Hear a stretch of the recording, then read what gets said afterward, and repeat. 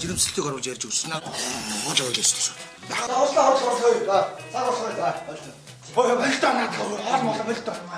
Болтой. За эхлэх гээд шүү дээ. За эхлэе шүү. Хамнаа.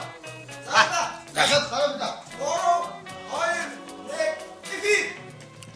Сайн байцгаана үзэгчдээ. Та бүхэндээ энэ орой мэндийг хүргэж байна. Одоо ингээд манай гадаад мэдээ эхлэхэд бэлэн боллоо.